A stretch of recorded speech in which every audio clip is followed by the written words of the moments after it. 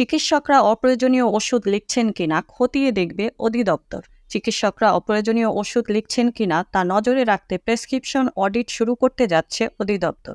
বিষয়টি নিশ্চিত করেছেন স্বাস্থ্য অধিদপ্তরের অতিরিক্ত মহাপরিচালক ডাক্তার আহমেদুল কবির। শনিবার 25 মে ঢাকা বিশ্ববিদ্যালয়ের স্বাস্থ্য অর্থনীতি ইনস্টিটিউট আয়োজিত এক সেমিনারে বিষয়টি জানানো হয়েছে।